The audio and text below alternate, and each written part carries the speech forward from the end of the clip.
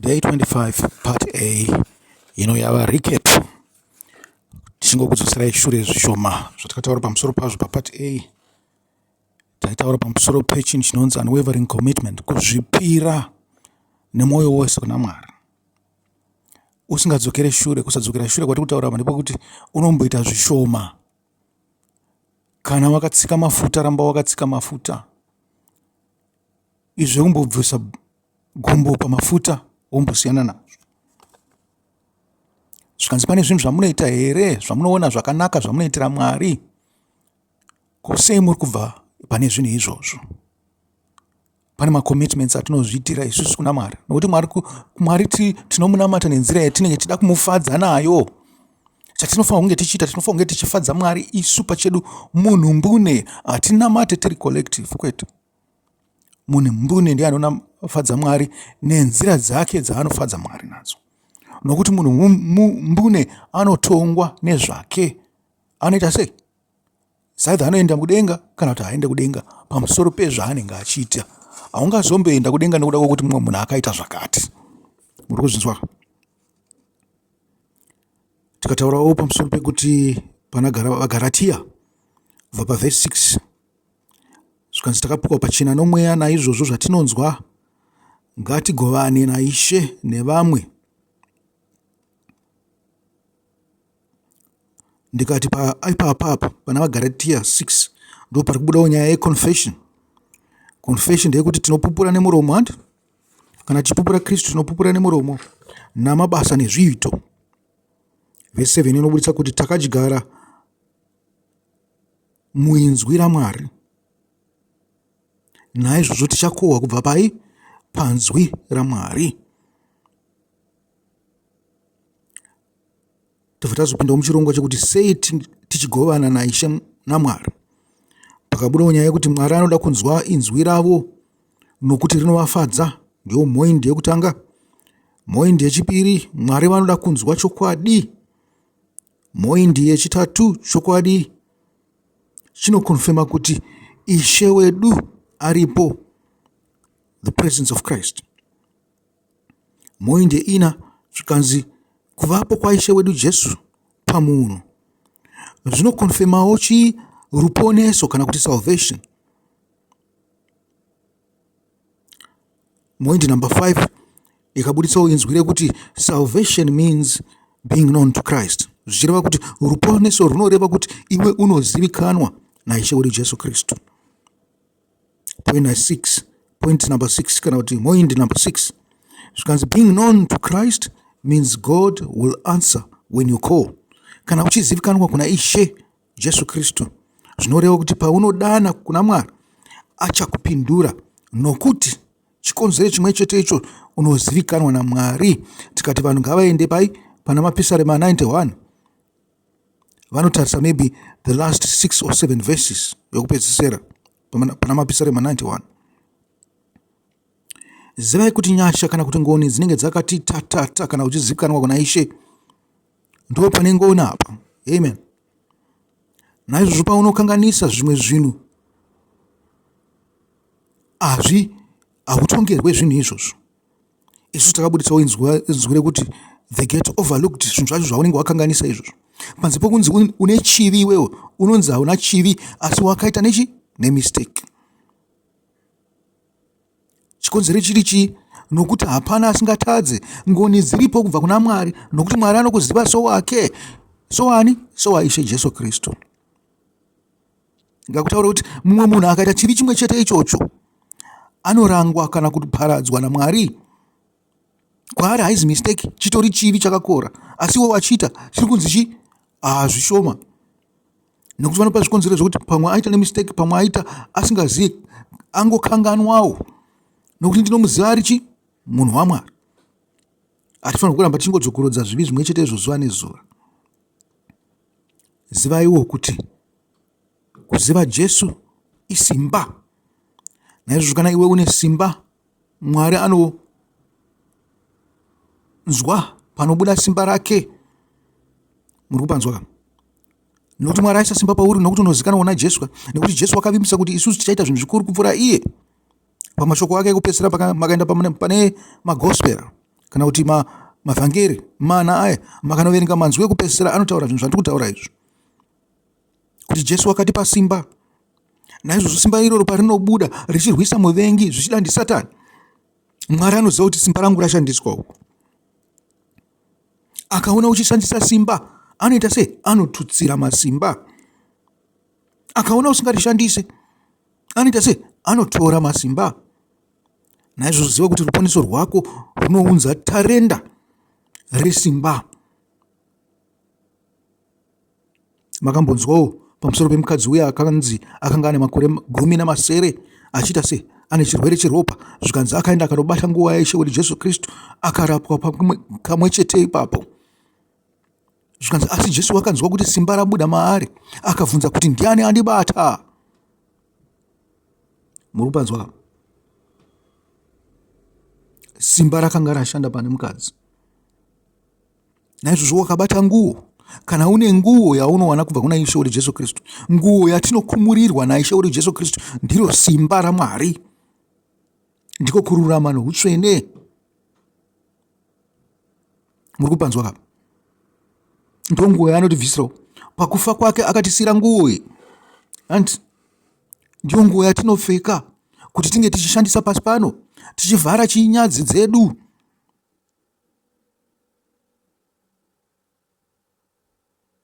Zvino nguo yaingangogara pauri chete, ikava nesimba, iwe usingaite zvinhu zvakarurama. Kana nguo iri pauri, munhu chete anokwanisa kuichengetedza ndiye anobata nokuita zvakarurama. Munhu anenge ane nguo yaJesu ndiye ane simba. Munhu ndiye ane nguo yaJesu ndiye ane kubwinya.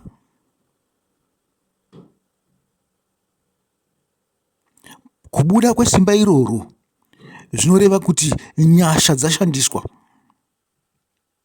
Pane tsitsi, pane rudo, pane shoko raMwari rashanda ipapo.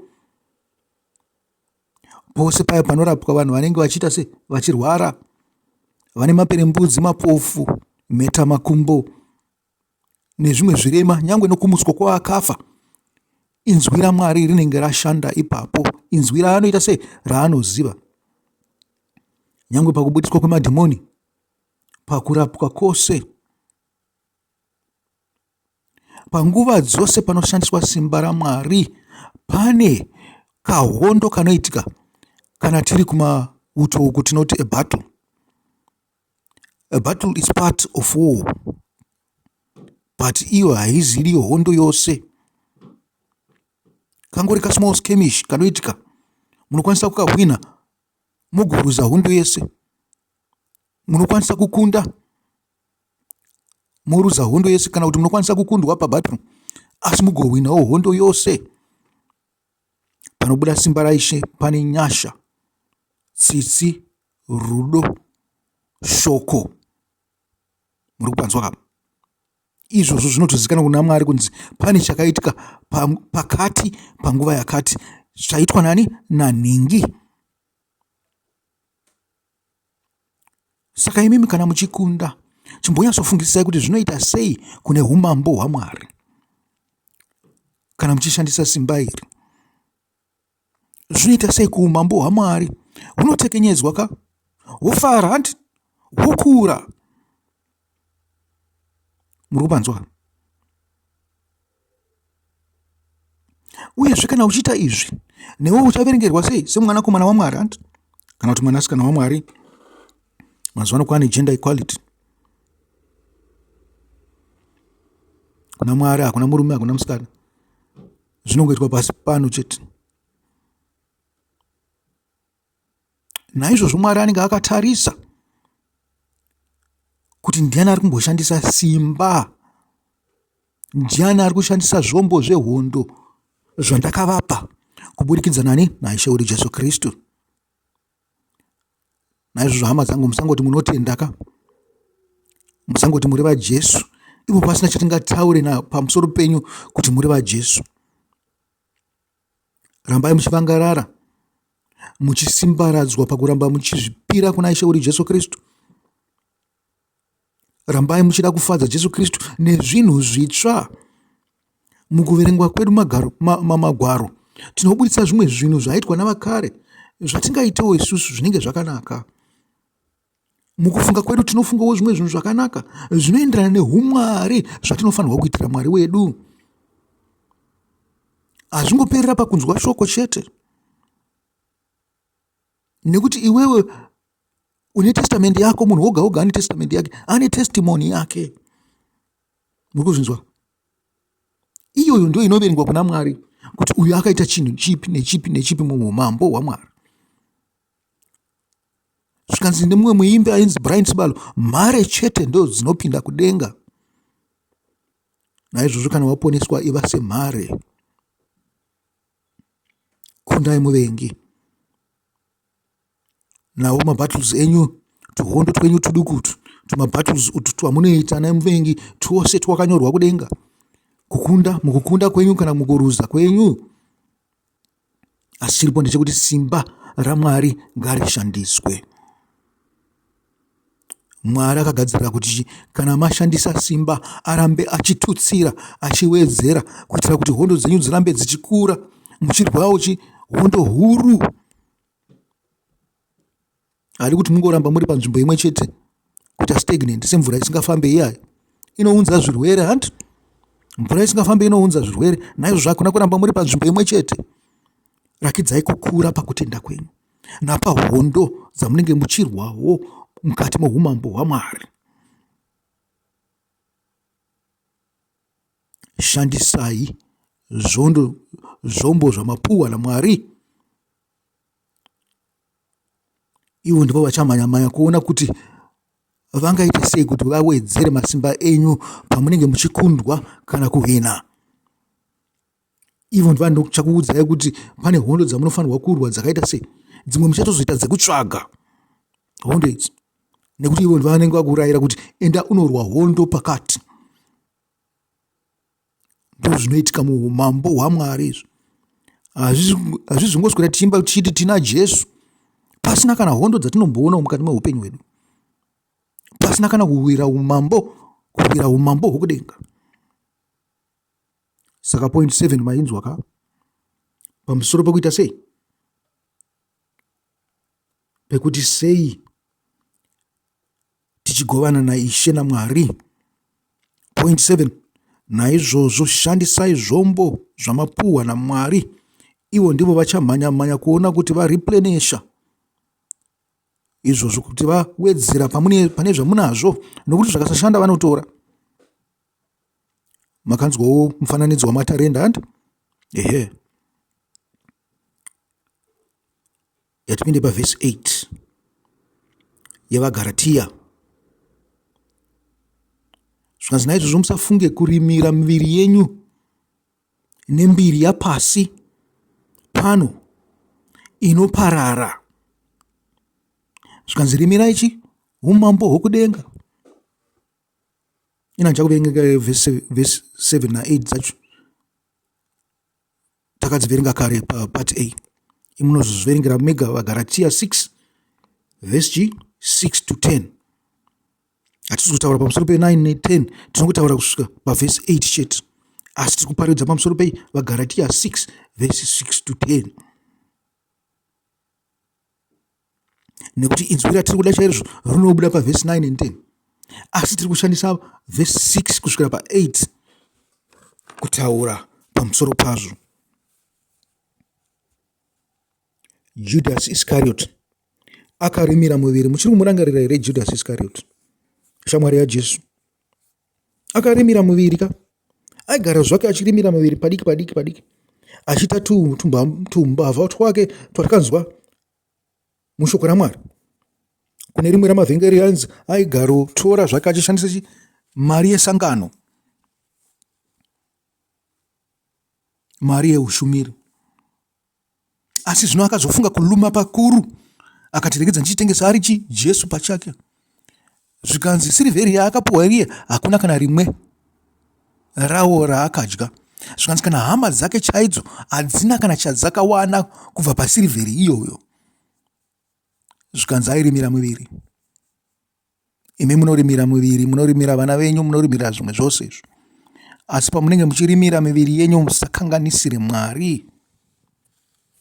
Zvikanzi unganidzai pfuma yekudenga. Naizvozvo pamunenge muchirimira miviri, rangarirai kufunganidza pfuma yokudenga. Kuswera muchichengeta hama dzenyu, baba namai nanichi, zvinoexpectwa kumunhu wese. Kana makororo anozviita izvozvo. Kana mhondi chaidzo dzinochengeta vana vadzo asi dzichiponda vevamwe, ndizvo zvinongoitawo varoyi namasatanist. Saka hapana chamuri kugona ipapo. Musafunga kuti muchapiwa menduru nokuda kwazvo izvozvo.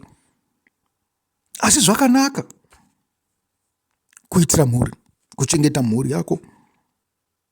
Asi rimirawo pedenga. Rimirawo pedenga nguva dzose paunenge uchirimira mhuri yako.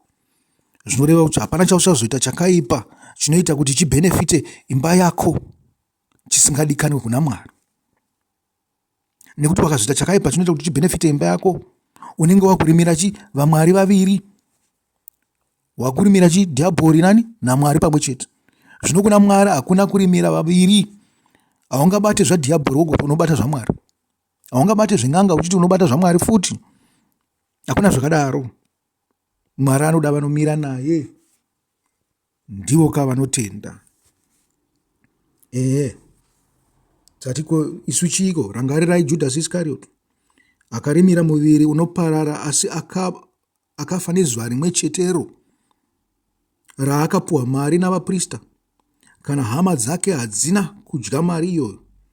Naizvozvo sei muchinyengera Mwari, muchirimira miviri yenyu, muchimutadzira? Ngatirimirei upenyu hunoramba huripo nokusingaperi, kwete pasi pano. Naizvozvo kana muchipera simba, zivai kuti chitema kupera simba. Toda munhu anogara richigwindira, anoramba achiendera mberi. Wakatonzwa iwo wakupera simba, ibva watoziva kuti panapa ndakuda kupinda muchivi. Ngatitove chikonzero chekuti utoinkriza, kuramba uchirimirani Mwari, kuramba uchiita zvinhu zvakanaka, kuramba uchibatira Mwari. Tsungai mutsungisise. Naizvozvo tinobva tasvikawo pane chidzidzo chanhasi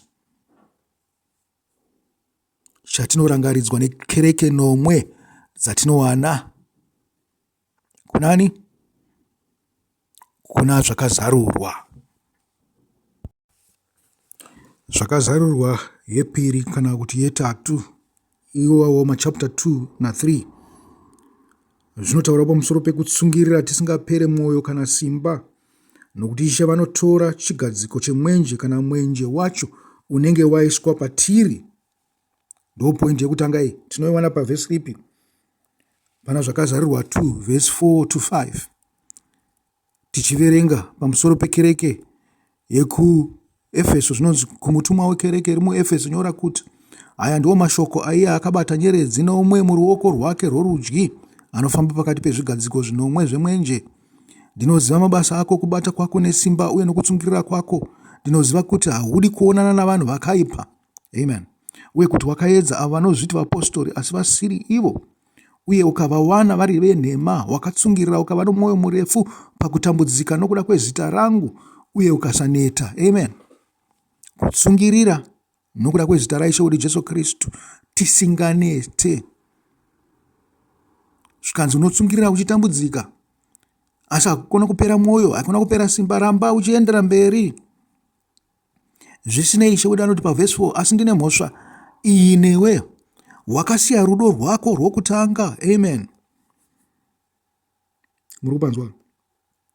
Kana tatendeuka kugara kwatinoita naIshe wedu Jesu Kristu ndokuti tinenge tichiwedzera rudo nguva dzose, tichibva pane kumwe kutenda tichienda kune kumwe kutenda kuri pamusoro. Munhu wechikristu anofanirwa kuvangarara, anofanirwa kutsvagisisa kuona kuti chii chaangaitire Mwari wake, somudiwa anoitira mumwe mudiwa wake. sababa vanoti kana vachibva kubasa dzimwe nguva vanouya akabata kana kaswiti kekusikopa mwana. Ndo rudo kairworwo. Imi muchiitawo saizvozvo, uya wakabata kaswiti kekuzopani Jesu misi yose. Hakusi kungonyengetera chete nekuenda pamabvi, asi tsvagai dzimwe nzira dzokumufadza nadzo. Kana musina zvamunofunga imi pachenu, makapinda mumagwaro muchaona dzimwe nzira dzokufadza nadzo Mwari dzaigamuchirika kuna Mwari. Makangozara nemaexamples mukati meBhaibheri, asi imi pane zvimwe zvitsva zvamungafungawo pamusoro peizvozvo. Mungakope zvinhu zvaitwa navamwe vekare, asi mungafungawo zvitsva zvokufadza nazvo Mwari. Murangarirei nenzira idzodzo. Zvikanzi wakasiya rudo rwako rwokutanga, ndiyo vhesi 4. Chinzwa vhesi 5 inoti rangarira pawakawa zvinoreva kuti pawakadonha. Tendeuka uite zvinhu zvawakanga uchiita pakutanga. Amen. Saka tikudzwa kunzi munhu akato backslidewo nokungosiya rudo rwake rwokutanga rwokupota achiuya nekaswiti kuna Ishe wedu Jesu Kristu. Zvikanzi paangozviregedza akabva azikanwa kunzi uyu munhu uyu aita sei, aheduka. Chakutoonekwa kunge chivi.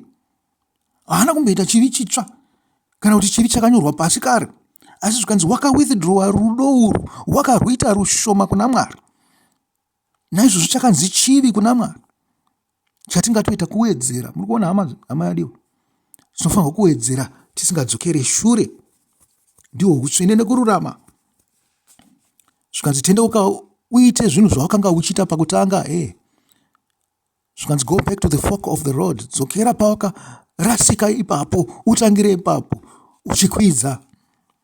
Kana usingatendeuke ndichauya kwauri ndigobvisa chigadziko chako chomwenje panzvimbo yacho. Amen. Muri kunzwa zvekutaura. Kana pakabviswa chigadziko chemwenje, pabviswa mwenje handi. Saka zviri kunzi china Mwari apa? Zviri kunzi ndichasvikobvisa shoko rine simba kubva kwauri.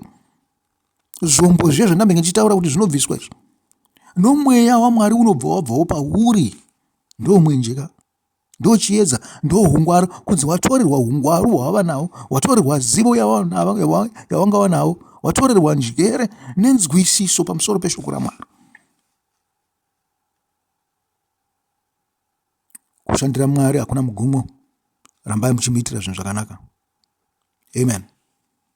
Toendawo pamhoindi yepiri, tinoiwana pakereke yeSimina kana kuti Smena. Zvikanzi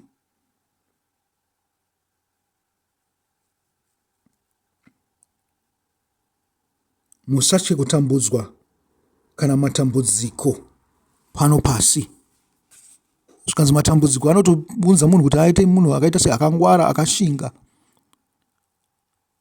Zvikanzi jinda rinorwa rinoonekwa namavanga aro. Muri kuzvinzwa? Naizvozvo nai Mwari anoda kutoona mavanga iwawo ekuti unogara uchirwisana nezvakaipa, uri pakutambudzikwa, nokuti upenyu hwako hwakangoita izi uchenjera kuti dzimwe nguva hausiri pana Mwari. Mwari anenge achikurashira atokurasa, uye zvaanenge kubvisa chigadziko chemwenje nemwenje kubva pauri. Ngativerengei kereke yekusmena. Zvikanzi kumutumwa wekereke iri muSmena nyora kuti aya ndiwo mashoko aiye wokutanga nowokupedzisira, akafa uye akararamazve. Ndinoziva kutambudzika kwako nourombo hwako, asi uri mupfumi. Ndinoziva kutuka kwaavo vanozviti vaJudha uye vasiri ivo, asi vari vesinagogo raSatani. Usatya izvo zvava kuda kuzokutambudza. Ndinoti kwauri, dhiabhori achaisa vamwe venyu mutorongo kuti akuedzei, uye muchatambudzwa kwamazuva 10. Ivai vakatendeka kunyange kusvika pakufa. Amen. Uye ini ndichakupai korona yeupenyu. Amen. Ndo chatinovavarira kakorona yeupenyu.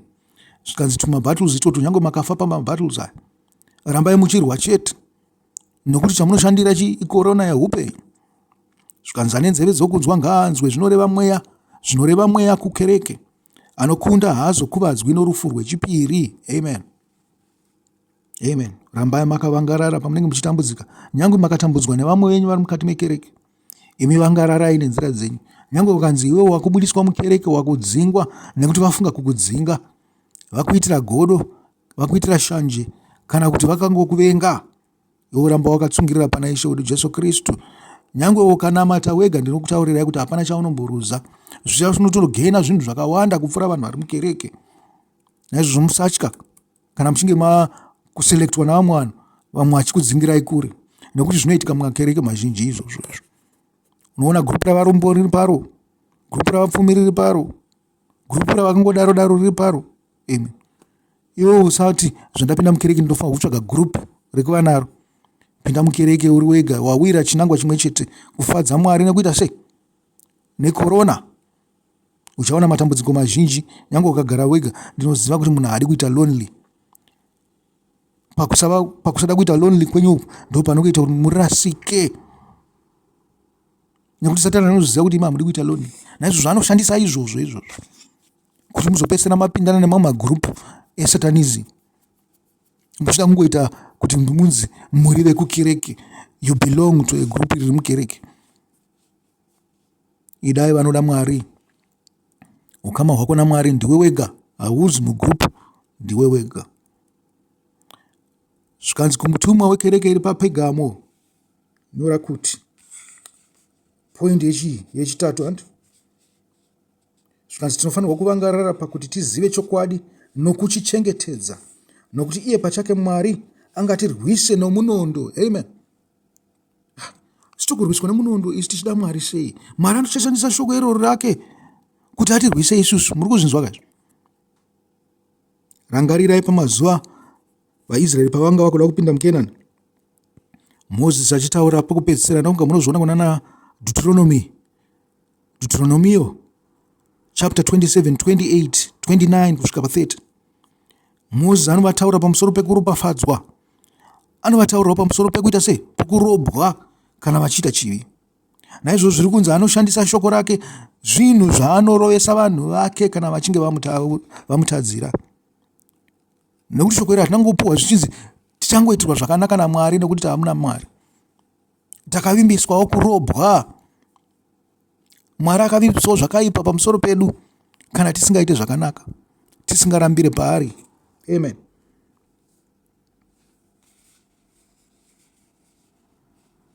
Zvikanzi ndokurohwa nemunondo. Nekuti kana tichirohwa nemunondo, kana makutorohwa nemunondo, zvinoreva kuti imi mawanikwa muri chi? Muri vatadzi. Hamusi kuita zvakarurama. Muri kuzvinzwa? Shoko munaro, asi masarudza kuenda neimwe nzira. Kupesana neshoko ndiko kuzvidza Mwari. Munenge mava vatadzi vasina kutendeuka. Mava sevanhu vasingatende. Takati vanhu vasingatende vanowanikwa mukereke, havawanikwe kunze kukereke, nekuti kereke haizi. Vari kunze kukereke havazive zvinotendwa.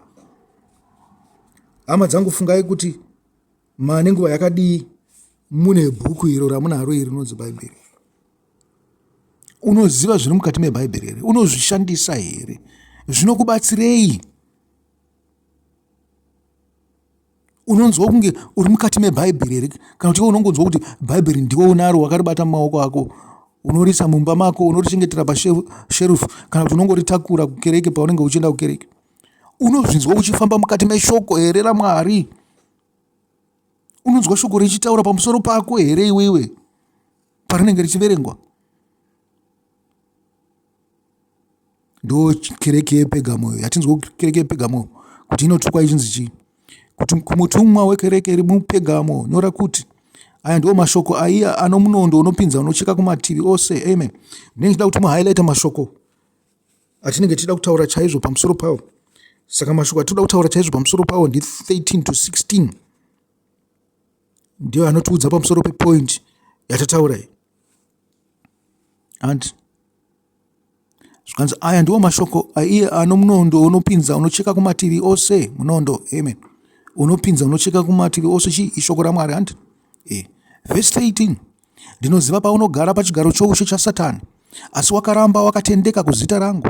Hauna kuramba kutenda kwako kwandiri, kunyange mumazuva aAndipasi, chapupu changu chakatendeka, uyo akaurayiwa muguta renyu munogara Satani. Amen. Apa zviri kutaura kuti vanhu vari pandachi persecution.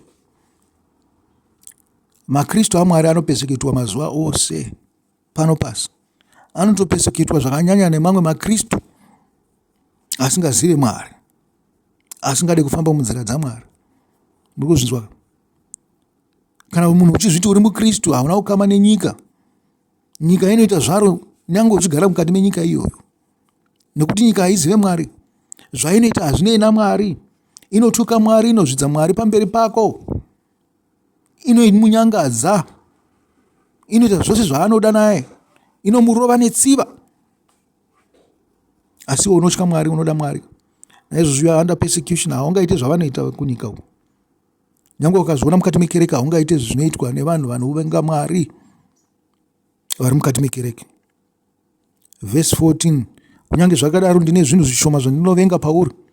Une vanhu ipapo vanobatisisa dzidziso yaBharamu, uyo akadzidzisa Bharaki kuti anyengere vaIsraeri kuti vatadze vachidya zvokudya zvakabayirwa kuzvifananidzo uye nokuita upombwe. Amen. Nyaya yemushiri kuirangarira kapa. VaIsraeri pavaibva Igupta vachifamba mugwenga, zvikanzi pavakasvika panyika yaMidhiamu, ndo pavakanamata chifananidzo ndokudya zvakapirwa kuzvifananidzo. Zvikanzi varume vavo vakaita upombwe navakadzi veMidhiani. Vanga vari panyika inonzi Shitimi, paruwa runonzi Shitimi, ndo pavakaita zvinhu zvose izvi. Saka tiri kutaura kuti chiapa mukereke mune vanhu vasingade Mwari, vanotaura zvinhu zvinopesana naMwari. Zvikanzi musadyidzana nechi navanhu vakadaro, musadye fufuro yavo, musamedza zvavanodya. Zvipatsanurei kubva kune vanhu ivavo. Vanhu vamunotopinda navo, vamunotowadzana navo, zvichida ndibaba vako kana mai vako kana hanzvadzi dzako kana vanun'una vako kana mukadzi wako kana vana vako. Unogara panzvimbo yakadaro iwewe. Vanhu vanodya zvakapirwa kuzvifananidzo, vanonamata zvifananidzo, zvinoitika chaizvo. Vanhu vanoita upombwe. Upombwe chinhu chikuru kuna Mwari, nokuti zvinoreva kuti iwewe unenge une vamwari vaviri.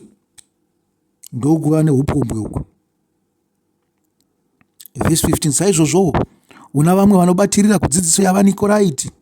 Naizvozvo tendeuka, zvikasadaro ndichakurumidza kuuya kuzovarwisa nomunondo womuromo wangu. Amen. Zviri kunzi chiapa. Zviri kunzi iwewe vangarara kutsvaga shoko nezvokwadi pakuzviverengera shoko iwe pachako, nekuti wakada kutedzera dzidziso dzavamwe vanhu, dzimwe nguva ungarasiswa. Ndo zviri kutaurwa pamusoro pevaNikoraiti ava. Zvikanzi pane dzidziso dzakatsauka dzinouya navanhu. Ndizvozvo pamusoro pana Bharamu nana Bharaki nezvakaitika paShitimi zvatanga chitaura zviyazvo, kuti zvinorasisa vanhu. Iwe kana kurasika navo, kana uchita savaBheria.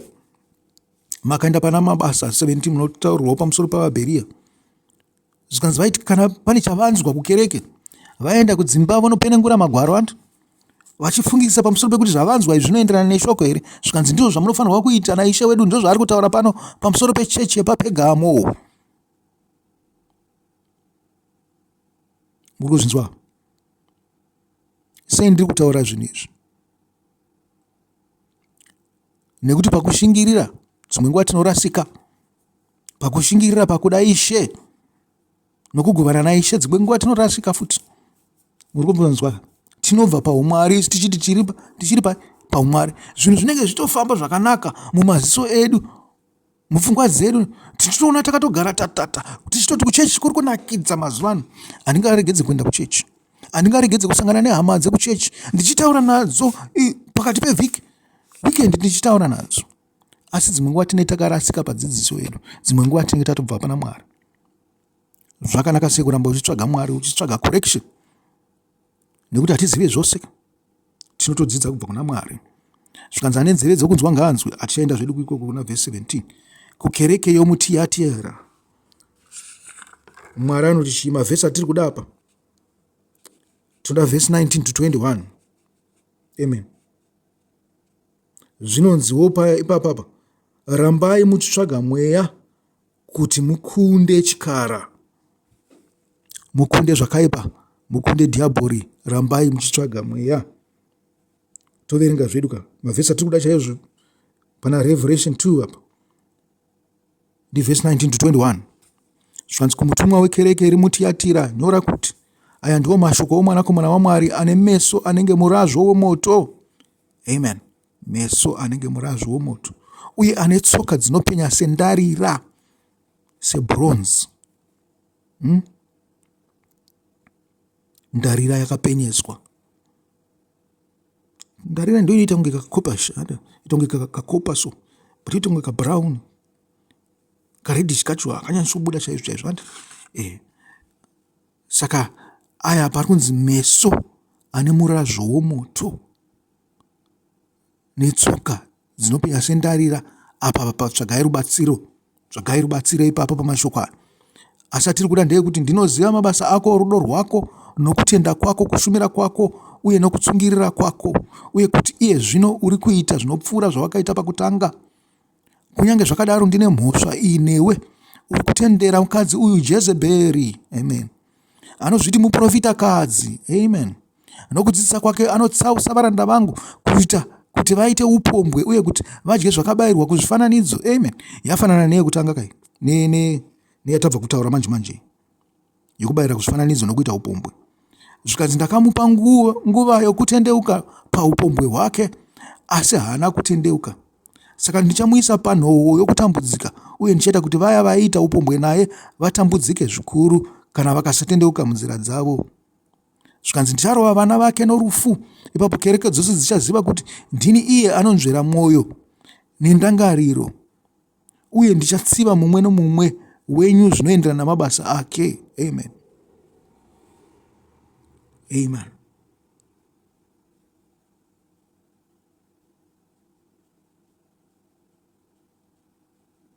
Zvino ndinoti kwamuri mose imi muri paTiatiri, kunemi vasingabatiriri padzidziso yake uye vasina kudzidza zvinonzi zvakavanzika zvaSatani, handichazoisa mimwe mitoro pamusoro penyu.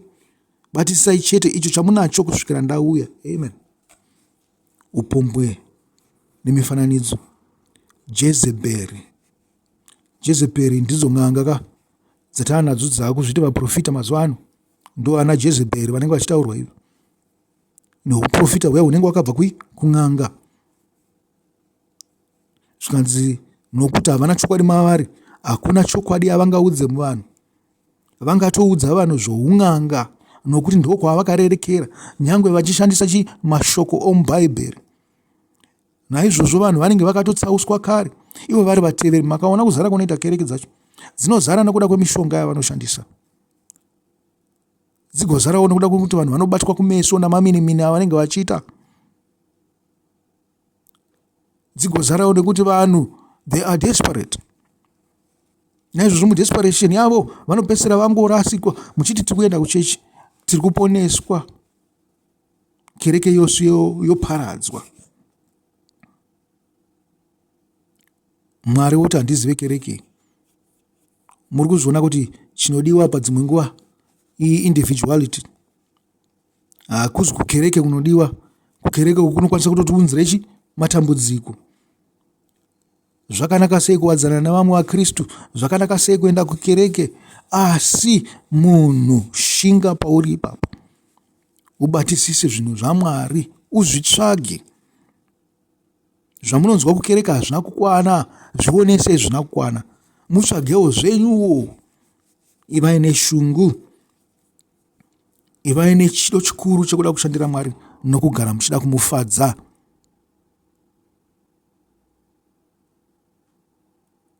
Zvikanzi kuno uye anokunda uye achaita kuda kwangu kusvikira paguma, ndichamupa simba pamusoro pendudzi, achavatonga netsvimbo yesimbi, achavaputsa-putsa sezvaenga zvehari, sokugamuchira kwandakaita simba kubva kuna baba vangu, amen.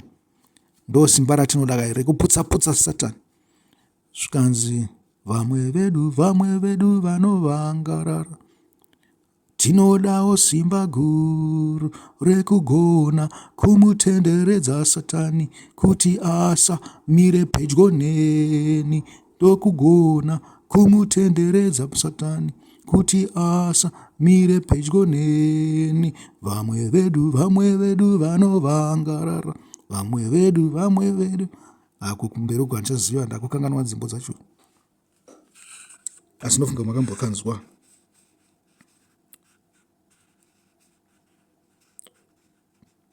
Revelation 2 verse 19 to 21 ndio tataura kai. Yatipinda pana Revelation 3. Pane kereke dzokupedzisira nonga nhatu dzasara dzokupedzisira. Shongwa chino chatozoreba kupfuura zvandanga okay. Inotaura kuti tinofanirwa kutsungirira nyangwe tine simba shoma. Amen. Zvozvo tanga tichimbonzwa kunzi dzokera kubva paukatangira kurudo rwokutanga. Kana tane simba shoma ngatirambe tichidhonza chete, tichivangarara, tichiedza. Nyangwe zvedu tine simba shoma, tiri kuedza kuti simba riwande, tiri kuedza kushandira Mwari nyangwe takaneta. Zvikanzi kumutumwa wekereke iri muSadisi nyora kuti aya ndiwo mashoko aiye akabata mweya minomwe yaMwari nenyeredzi nomwe. Ndinoziva mabasa ako, unonzi uri mupenyu asi wakafa. Amen. Amadiwa, vazhinji vedu vakafa vatinavo pakati pedu. Vanoita kunge vapenyu tichipinda navo asi vakafa kuna Mwari havazikanwi. Mukasimbisa zvakasara zvoda kufa nokuti handina kuwana mabasa ako akakwana pamberi paMwari wangu. Amen. Saka tiri kukurudzirwa kunzi mabasa edu ange akakwana. Ini chandinokukurudzirai ndekuti wedzerai mabasa amuri kuitira Mwari. Naizvozvo rangarira zvawakagamuchira nezvawakanzwa, uzviteerere uye utendeuke. Amen. Vaya vane tsika yekuti tinongouya kukereke tichinzwa tichidzokera kumba, touya tounzwa tichidzokera kumba, makunzwa makutsurwa manje. Kunzi pane zvinhu zvamunonzwa zvibatisisei, muona kuti zvakakodzera here kana kuti hazvina kukodzera. Kana zvisina kukodzera mozvisiya, kana zvakakodzera mozvichengetedza. Zvikanzi nokuti ndo pamunobuilda ipapo rutendo rwenyu kubva kune zvinhu zvakasiyana-siyana zvamunonzwa nezvamunoudzwa naMweya Mutsvene pamunenge muchiverenga magwaro. Munoenda muchisimbiswa, muchiwedzera simba renyu ipapo. Zvino kana mukasadaro hamuchawedzera simba, makugara panzvimbo imwe chete. Sataniwo anobva atora mukana, anouya akasimba. Mungangomukunda one day asi ramangwana paanodzoka anenge awedzera simba. Zvino kana ukaramba uri panzvimbo imwe chete, palevel imwe chete yokutenda, anokukurira chete. Tinofanirwa kugara tichiwedzera simba. Zvikanzi asi kana usingapepuki ndichauya sembavha uye haungazivi nguva yandichauya nayo kwauri. Muri kuzvinzwa kaizvo? Mwari anouya sembavha, akatora upenyu hwedu, akatora nyangwe nechatinacho, chatinenge tichivimba nacho, chatinenge tasarwa nacho pakutenda kwedu, anochibvisa kwatiri tikasara tava very exposed kuna Satani. Dzimwe nguva patinoona kuti Satani akutoenda haasina basa nesu, tofunga kuti takunda, tinenge tisina kukunda, isu ndisi tinenge tapera chete. Ndosaka tati mashoko atiri kuda pana Revelation 3 verse 1 to 3. Zvikanzi vai vapenyu kuna Kristu, muwedzere kunakisa, naizvozvo chivi chisawedzerwa. Zvikanzi naizvozvo chivi kusawedzera kunakisa. Ndokuzvinzwa, kusawedzera kutenda kwedu chivi. Tofanira kugara tichiwedzera kutenda, chibva pane kumwe kutenda kusvikira pane kumwe, nekuti hakumbofa kwakakwana.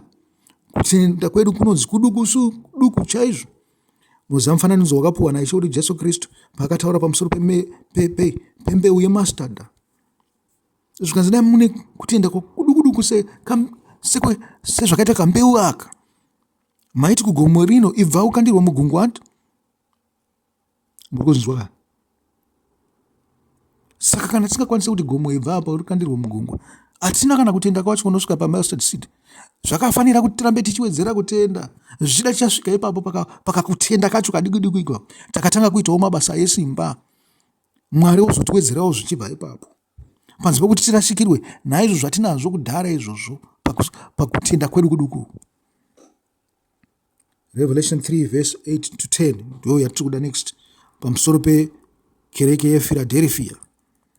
Zvikanzi tinoda kuti chii ipapo? Tinofanirwa kutsungirira nyangwe tine simba shoma.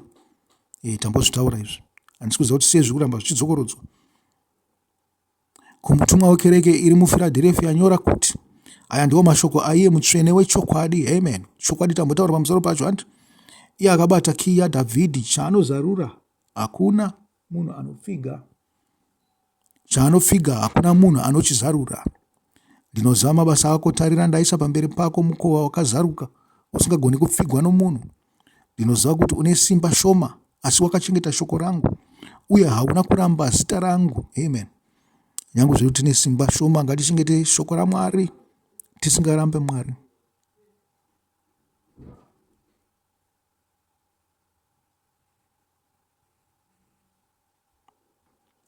ndichaita kuti avo vari vesinagogo raSatani vanozviti vaJudha kunyange vasiri ivo asi vari venhema ndichaita kuti vauye uye vawire pasi petsoka dzako uye vagoziva kuti ndakakuda. Sezvo wakachengeta murayiro wangu kuti utsunge nomwoyo murefu, ndichakuchengetawo panguva yokuedzwa iri kusvika pamusoro penyika yose kuzoedza avo vanogara panyika. Ndiri kukurumidza kuuya. Batisisa icho chaunacho kuti kurege kuva nomunhu anokutorera korona yako. Amen. Kutenda kwedu kushoma zvako asi ngatirambe tichisungirira. Dzimwe nguva unoona kunge pasina improvement but ramba uchiedza. Tinde kereke yekupedzisira. Manzwi atiri kuda anobva pana Revelation 3 verse 15 to 20. Zvinazvi nokuti ungati sei simba risiri kuwedzera, iwe uchitsungirira, usaneta pakupedzisira. Ngatiwedzereichi upfumi hwedenga. Ndio kereke iri paRaodhikea iyi. Yanzi kumutumwa wekereke iri muRaodhikea nyora kuti aya ndiwo mashoko aiye ameni, chapupu chakatendeka uye chechokwadi, mutongi wezvisikwa zvaMwari. Ndinoziva mabasa ako kuti hautonhori kana kupisa. Amen. Muri kuzvinzwa kare? Kutonhora kana kupisa. Ndizvo zvakaita vaKristu mazhinji. Ndizvo zvatakaita izvozvo. Tinozviti tinoda Mwari, sitereke tichinzwa mumwe medu kuti tinoda Mwari, asi hatitonhori kana kupisa. Zvichida nekuda kwokuti hatina mabasa ekurakidza pamusoro pekutenda kwedu. Saka nokuda kwokuti unodziya zvishoma, haupisi kana kutonhora, ndava kuda kukusvipa kubva mumuromo mangu. Amen. Nyaya yakasadharara handi. Kana Mwari akuda kutisvipa, means kuti haasi kufadzwa nesu, haasi kufadzwa nestate yatiri, haasi kufadzwa neukristu hwedu. Unoti ndakapfuma, ndakawana pfuma uye handina chandinoshayiwa, asi hauzivi kuti une nhamo, unonzwisa urombo, uri murombo, uri bofu uye hauna kusimira. Amen. Munhu wese ari mukereke anofunga kuti ane pfuma, anofunga kuti kuenda kwake kukereke kwakakwana, asi zvikutaurwa unza uzere nenhamo, hauna chaunacho, hauna simba, hauna rukudzo kuna Mwari, zvikanzi unonzwisa urombo. Mwari anenge achiti anoshaya kuti chaunomubhuyira kukereke chii. Muri kuzvinzwa? Zvikanzi uri bofu, hauone, hauzivi, haunzwisisi magwaro. Zvikanzi hauna kusimira, hauna righteousness iri pauri. Muri kunzwa? Saka sei uchifunga kuti uri mupfumi nokuuya kwako kukereke? Zvikanzi ndinokupa zano kuti utenge kwandiri goridhe rakanatswa nomoto. Amen. Goridhe rakanatswa nemoto, kuti upfume uye uve nenguo chena dzokupfeka. Amen. Goridhe rakanatswa nemoto zvirikureva refinement ka. Goridhe rinokosha, asi kana ranatswa nemoto ratokoshesesa. Hausi kungotenga goridhe chete, nekuti nyangwe vanomaina kwega vanouya netugoridhe twavanenge vanatwo, asi nenge tichida kutozombopiswa rozogadzirwa kuita goridhe rakanaka, rito nemagrade zvichida. Zvikanzi ndiro raunofanira kutenga iroro. Saka zviri kunzi titenge manzwi aMwari anokosha, zvinhu zvaMwari zvinokosha.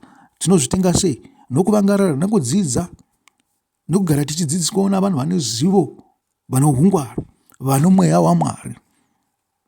Tiregere kubatwa mune zvinhu zvenyika zvisina maturo izvi, nokuti kereke zhinji dzakabatwa nezvinhu zvenyika. Unozvinzwa?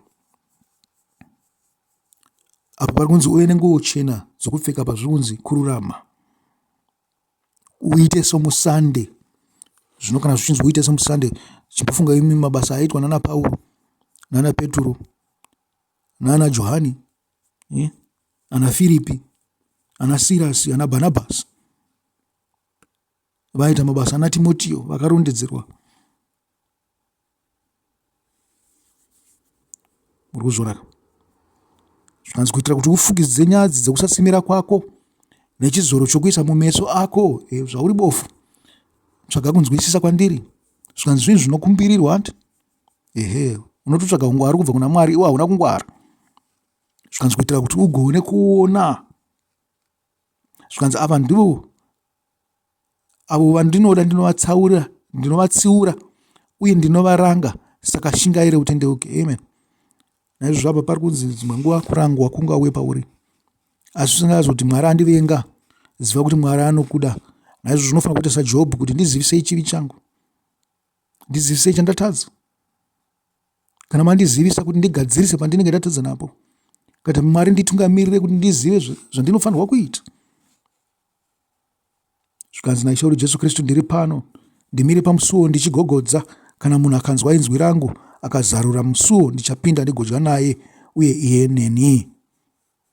Amen. Topedzera ipapo, hama wadiwa. Ndiyo yakanga iri part B yezuva re25 rokuverengwa kweOmer.